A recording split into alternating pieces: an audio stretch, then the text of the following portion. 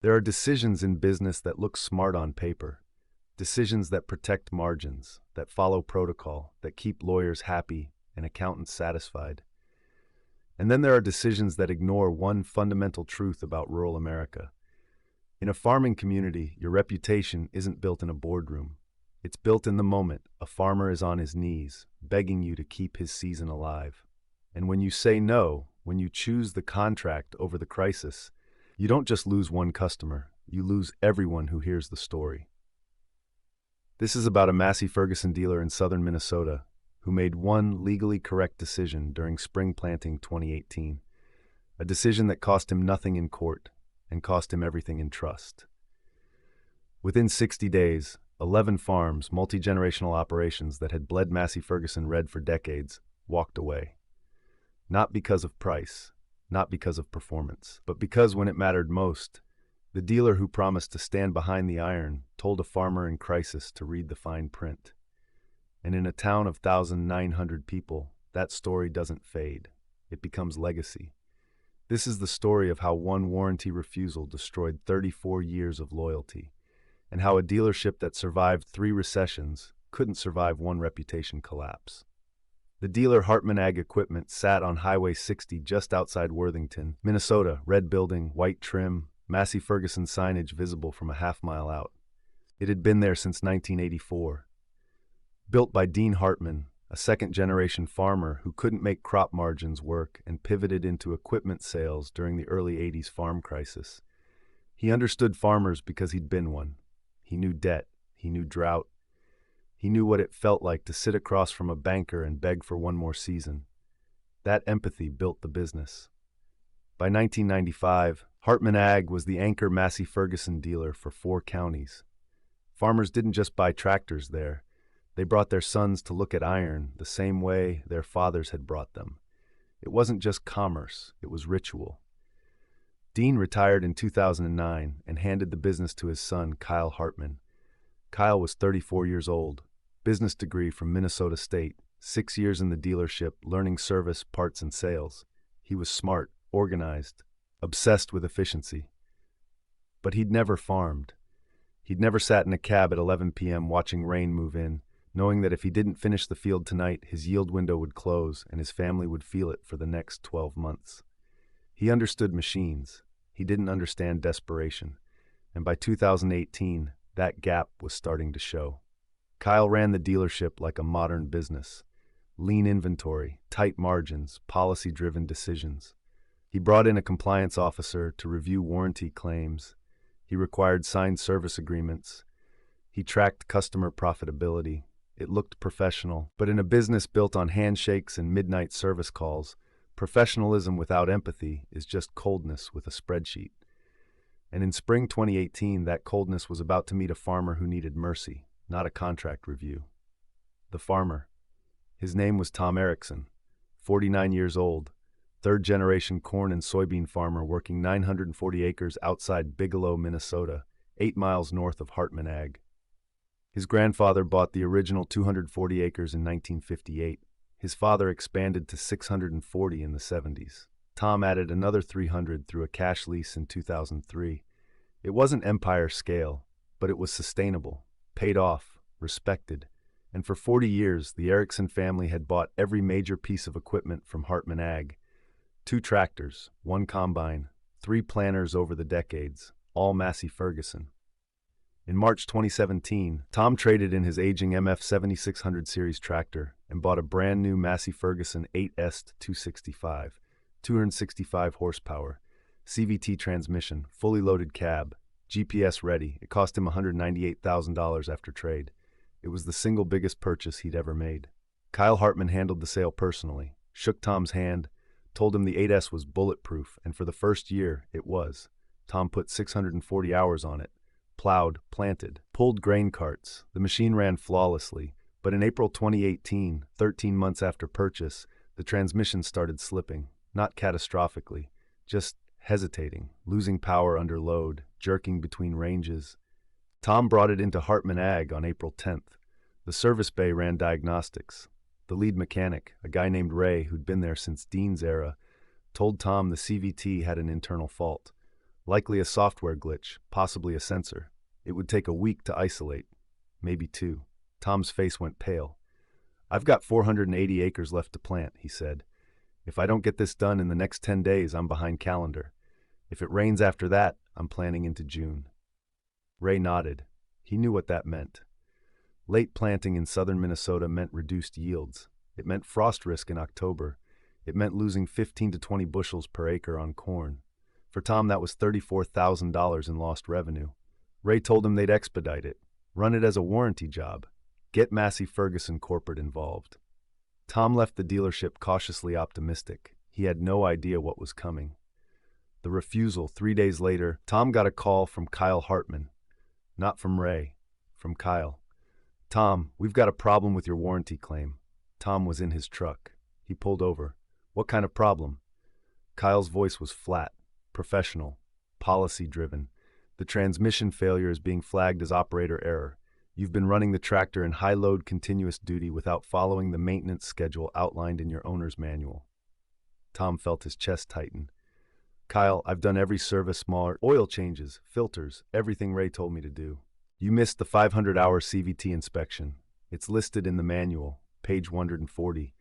You're at 640 hours. That inspection was supposed to happen at 500. Tom couldn't breathe. "Kyle, nobody told me about a 500-hour inspection. Ray never mentioned it. Your service guys never brought it up. It's in the manual. You signed the purchase agreement. Warranty compliance is the owner's responsibility." There was silence on the line. Tom finally spoke. "So, what does this mean?" "It means Massey Ferguson Corporate is denying the warranty claim. The repair is on you." "How much?" $18,400 plus labor. Call it $22,000 total. Tom felt the world tilt. "Kyle, I can't afford that. I just paid this tractor off 3 months ago. I've got inputs to buy, fuel costs, land rent due in 2 weeks. I understand, but this is a corporate decision. My hands are tied. Can you cover it temporarily? I'll pay you back after harvest. I've been buying from your dad for 20 years. "Tom, I can't extend credit on denied warranty work. It's a liability issue. If I do it for you, I have to do it for everyone." Tom's voice cracked. "Kyle, I've got 10 days to finish planning. If I don't get that tractor back, I lose my season." There was a pause. Then Kyle said the words that would end his dealership. "Then I'd suggest you read your owner's manual more carefully next time." And he hung up. The coffee shop. Tom sat in his truck for 20 minutes. Then he drove to the Main Street Cafe in Bigelow. It was 9:30 a.m. The place was full. 16 farmers. Morning coffee rotation. Daily ritual. Tom walked in, sat down at the counter, and when someone asked him how planting was going, he told the truth. He told them about the transmission. He told them about the warranty denial. He told them about the $22,000 repair. And he told them what Kyle Hartman said: "Read your owner's manual more carefully next time." The coffee shop went quiet. One of the older farmers, a guy named Dale Peterson, 71 years old, 4th-generation corn grower, set his mug down slowly. "He said that to you?" Tom nodded. Dale looked around the table. "Dean Hartman once drove to my farm at 2 a.m. to bring me a hydraulic hose during harvest. Didn't charge me after hours, didn't even write it up. Just handed me the part and told me to finish my field." He stood up. "That was 1987. I've bought 4 tractors from that dealership since then. All Massey Ferguson." He pulled out his phone. "I'm calling the Case IH dealer in Worthington. Anyone want to ride with me?" 3 hands went up. By noon, the story had spread to every farmer in the township.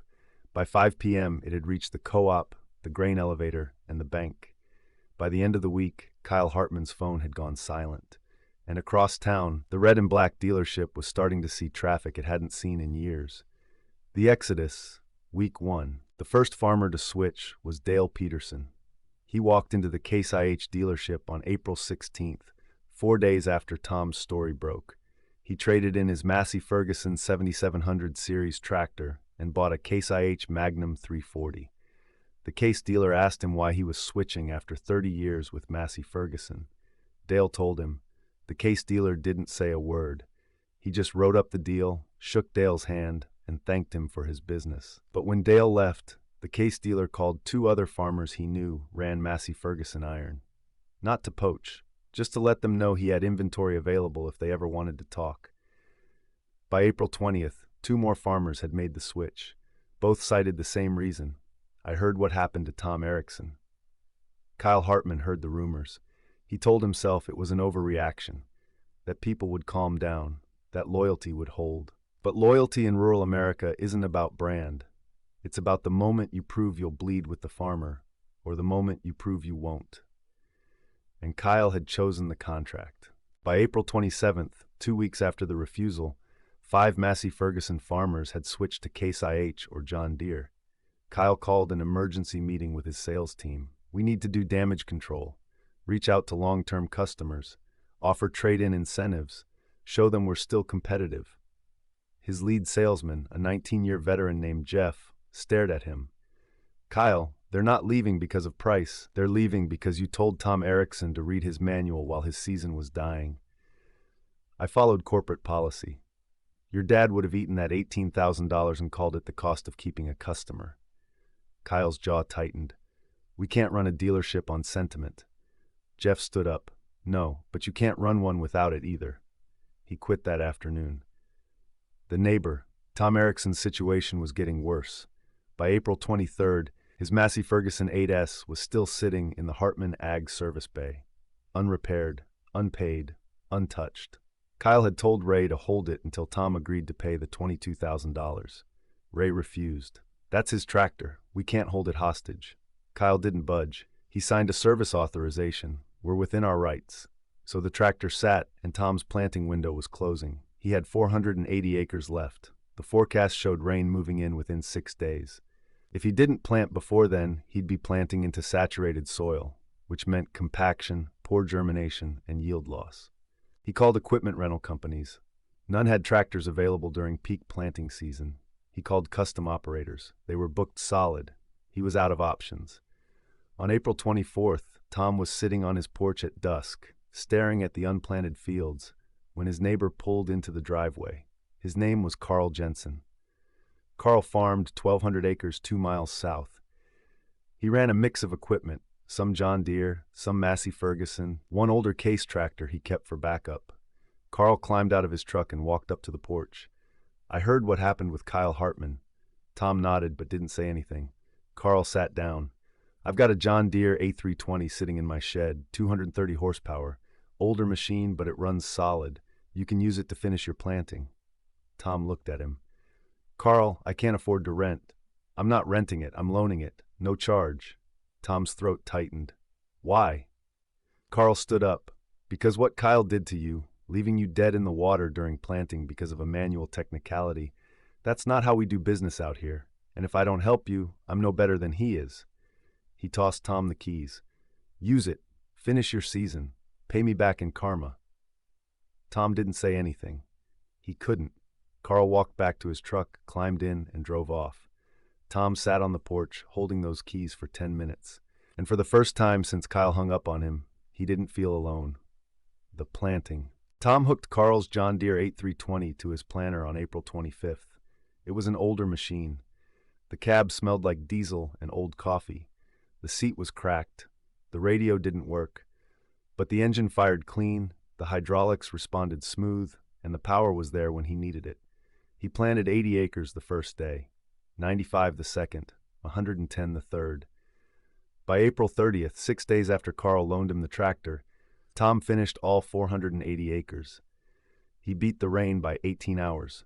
When he returned the tractor to Carl, he tried to pay him, offered $1,500. Carl refused. You don't owe me money. You owe the next guy who's in trouble the same thing I gave you.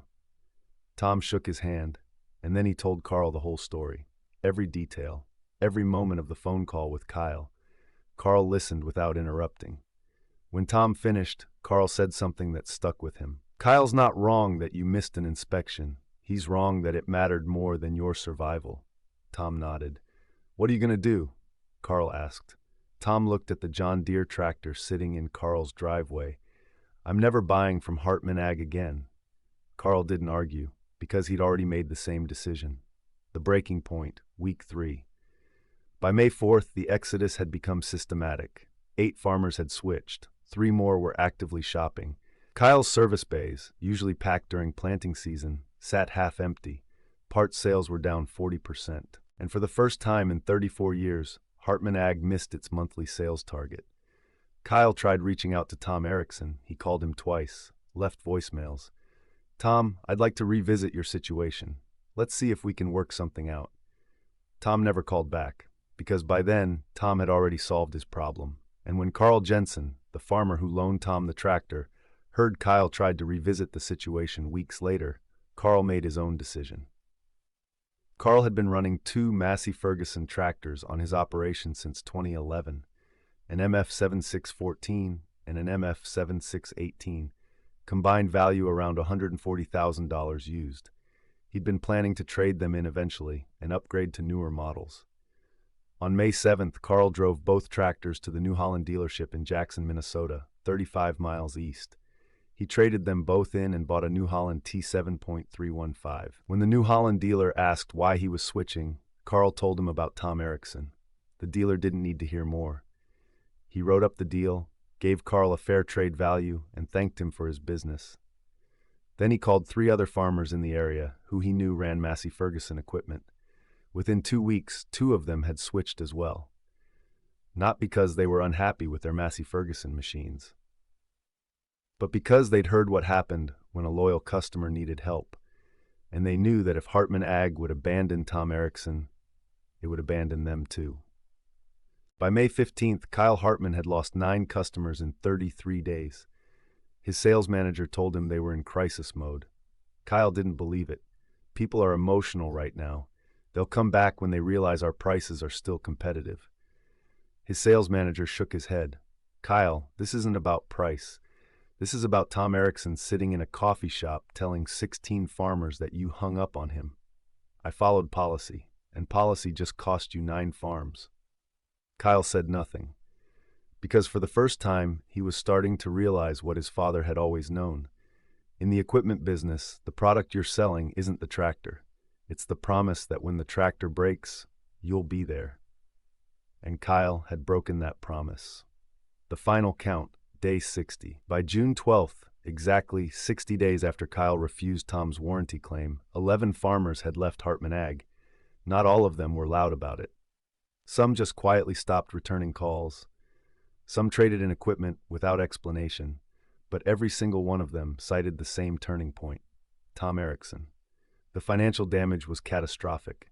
Hartman Ag projected losses exceeded $4.2 million in future sales. That number included trade-ins that never happened, parts revenue that evaporated, service contracts that expired and weren't renewed, new equipment sales that went to competitors. But the deeper damage was reputational. In a county of 19,000 people, word travels fast. And once a dealership is labeled as the place that abandoned Tom Erickson during planting, that label doesn't wash off. Kyle tried discounting, promotions, 0% financing offers. None of it mattered, because trust isn't bought back with deals. It's earned back with sacrifice. And Kyle had never sacrificed anything. The mechanic's resignation. In July 2018, Ray, the lead mechanic who'd been with Hartman Ag since 1991, walked into Kyle's office and quit. "I can't work here anymore," Ray said. Kyle was stunned. "Ray, you've been here 27 years. What's going on?" Ray set his toolbox down. "I told Tom Erickson we'd take care of him. I told him we'd run it as warranty. I gave him my word. The warranty was denied by corporate. You could have covered it, Kyle. You could have eaten the cost and kept the customer. That's what your dad would have done." "My dad ran this place on sentiment. I'm running it like a business." Ray shook his head. "No, you're running it like a corporation. And this isn't a corporation. It's a community dealership. We're not selling widgets. We're selling trust." He walked to the door. "Tom Erickson lost $34,000 in yield because he couldn't finish planting on time. You could have saved him for $18,000. Instead, you lost 11 farms trying to save yourself." He paused. "Do you know what your dad told me when he hired me in 1991? He said, 'Ray, we don't make money when the tractors work. We make money when they break, and we fix them fast enough that the farmer doesn't lose his season.' That's what this business is. It's emergency response with a profit margin, and you turned it into contract enforcement." Ray picked up his toolbox. The Case IH dealer offered me a job last week. I start Monday." Kyle watched him leave. And for the first time, he understood what he'd lost. Not just 11 customers, but the entire foundation his father had built. The father's return. By August 2018, Hartman Ag was in freefall. Sales were down 60% year over year. Service revenue had collapsed. Kyle laid off 2 technicians and 1 parts specialist. He reduced inventory to cut overhead. He tried pivoting to used equipment sales. Nothing worked. Because the problem wasn't operational. It was existential. Farmers didn't trust him anymore. And in the equipment business, trust is the only currency that matters.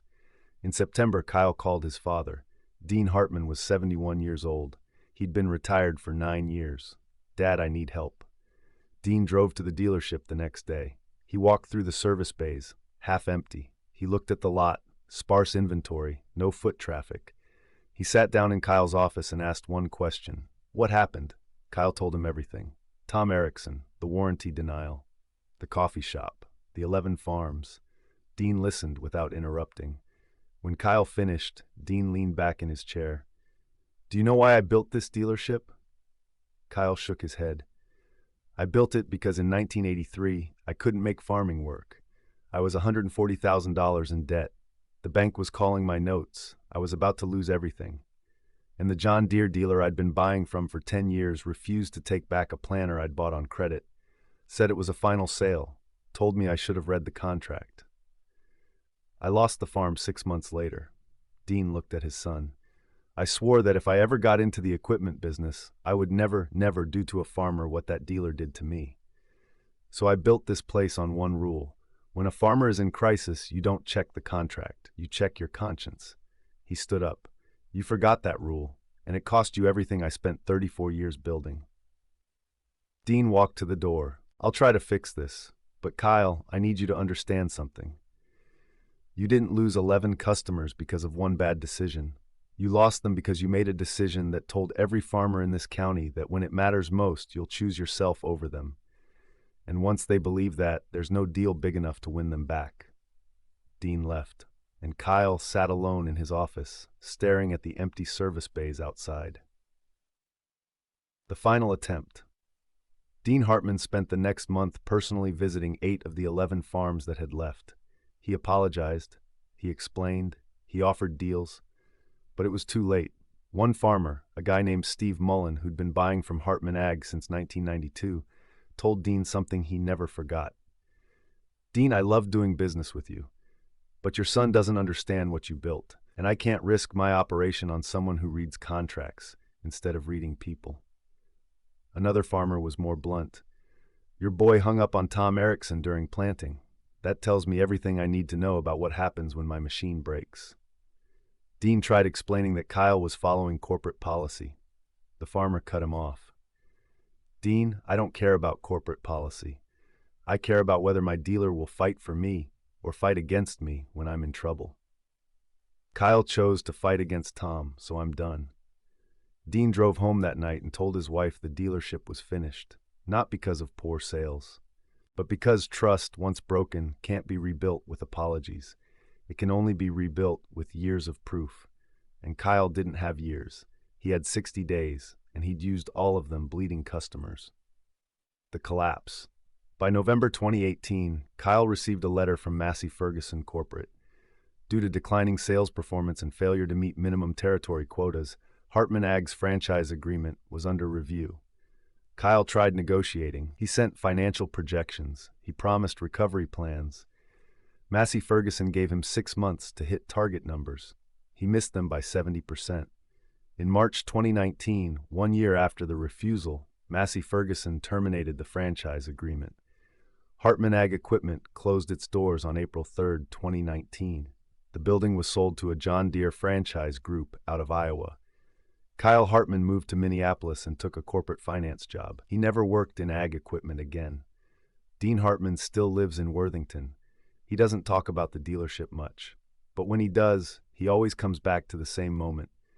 "I built that business by answering the phone at midnight, by driving parts to farmers in the middle of harvest, by covering repairs that weren't my responsibility because I knew those families couldn't afford to be wrong."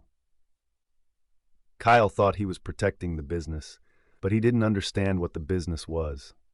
It wasn't selling tractors, it was being there when the tractors broke. And the moment you're not there, the moment you tell a farmer to read the manual instead of handing him the wrench, you're not a dealership anymore. You're just a building with inventory. The final scene. Tom Erickson still farms outside Bigelow. He runs John Deere equipment now. He never bought another Massey Ferguson, not because the machines were bad, but because the memory of sitting in that coffee shop, telling 16 farmers that the dealer hung up on him during the worst week of his season, never faded. And every time he sees a Massey Ferguson tractor on the road, he remembers Kyle Hartman's voice. Read your owner's manual more carefully next time. In rural America, that's not a policy decision. It's a reputation death sentence. And Kyle Hartman learned what every failed dealership eventually learns. You can be right according to the contract and still lose everything that matters. Because in farming communities, people don't remember what you sold them. They remember whether you stood with them when everything was falling apart. Kyle chose the contract, and the contract killed him. This isn't a story about one bad warranty decision. It's a story about the invisible architecture of trust in rural business. Trust isn't built with advertising. It's not built with promotions or financing offers. It's built in the moment a farmer is desperate, when his season is collapsing, when his family's income is on the line, when he calls you at midnight because a machine died and he has 12 hours to finish a field before rain moves in. That's when trust is either forged or destroyed, and you don't get a second chance. Hartman Ag survived 3 recessions, 2 droughts, and the farm crisis of the 1980s. But it couldn't survive one moment when the dealer chose the policy over the person. Because in rural America, your reputation isn't built in the years you succeed. It's built in the day you decide whether to bleed with your customer or to protect your margin and let them bleed alone. Kyle Hartman made his choice, and 60 days later, the choice made him irrelevant. 11 farms walked away, and they never looked back.